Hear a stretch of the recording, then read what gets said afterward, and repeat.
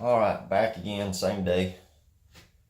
I have certainly learned a few things. There is definitely a right way and a wrong way to do real flames. In the last video, I had mentioned how hard white was to clean out of my airbrush. So I just experimented to see if I could use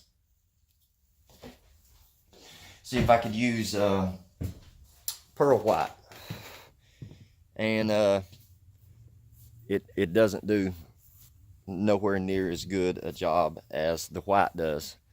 I also learned something else. I learned that you can reduce the opaque white with water to make it more sprayable, but when you spray it over the top of candy, the white takes on the color of whatever color candy that you spray on it. So what I'm going to do here in just a second is not thin it and put more white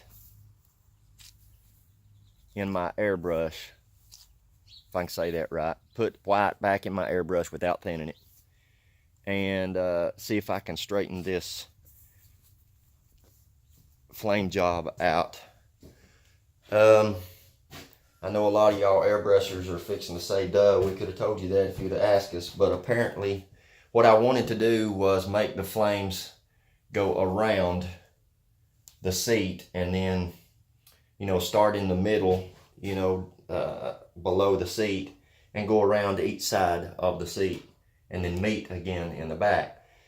And it doesn't look as good.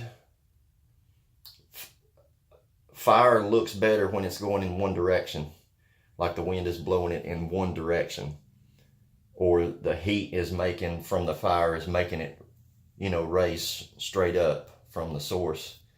So it doesn't look as good as what I was hoping it was going to look, but we'll take a look at it. Of course, it's not cleared. I've got maybe one more layer of white. I'm going to try this white out and see if I can get it to straighten up any. But the flame goes up this way and then goes out both directions, and it just doesn't look good to me. It looks muddled. It looks disoriented. It just doesn't look right to me. I don't remember, oops, about dropped you. I don't remember thinking that while I done this last paint job. So we'll see what it looks like when I clear it. But we're gonna put one more layer on it of the white, and then go back over it with candy and just see what it does. I'm not for sure I can straighten this one up, but we'll see. All right, guys, that's about as far as I'm gonna go today. I don't have any reducer for my 2K clear, so there ain't no sense in clearing anything. One thing I did learn, again, a minute ago, I got to looking at this thing, and it just didn't look right. It just didn't look right at all. It wasn't layered right. It was going all kinds of different directions. And I tried to straighten it up. I don't think I did a very good job on this one. One thing I did learn, though, was blue, after you get through with all your colors, if you put your, I want to call it sapphire blue. What color is it? It is Marina blue. Put Marina blue in your airbrush, and it calms all those colors down. The reds and the oranges were just crazy bright, and I don't know whether I'm being paranoid or whether I just don't remember feeling this way when I painted the front of the lawnmower. But to me, it was just too much red, just red. And so I came back in after the red and added a little bit of orange.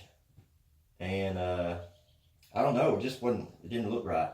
This might completely come alive when I clear it. But I came back in with some blue, not knowing the effect it would have. You know, I was just trying to highlight a few areas, and I noticed that it completely calmed that red down a lot. So I'll have to keep that in mind. But for today, let's see if I can get this out of here without turning you off. For today, I think that's going to be it. We'll take a look at it. I don't know. It's a lawnmower, so I'm not sweating it. I just really right now I just don't see no sense in wasting a lot more material. It just seems like to me the more I do, the more unhappy I am.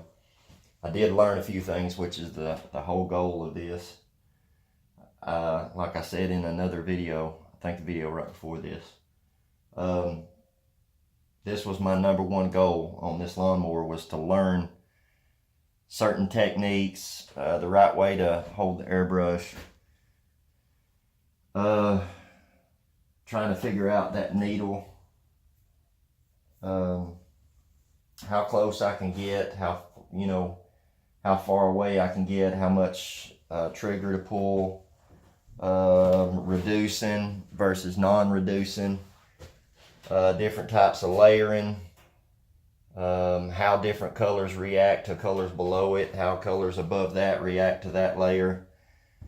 And I've learned a whole lot of stuff, and I'll keep practicing.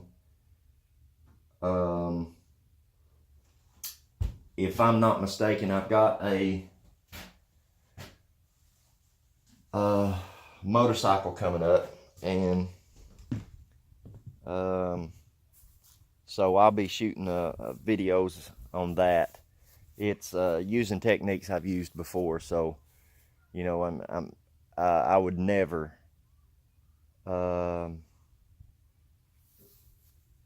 use techniques that I've never done on a customer's vehicle or motorcycle. You know, that's just you just don't do that without their consent.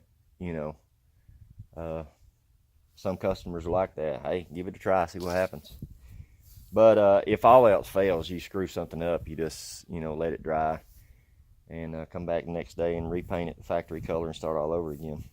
But it's a lot of wasted time, a lot of wasted materials, and obviously you try not to do that. But for today, guys, that's going to be it. If you haven't already, got a spider.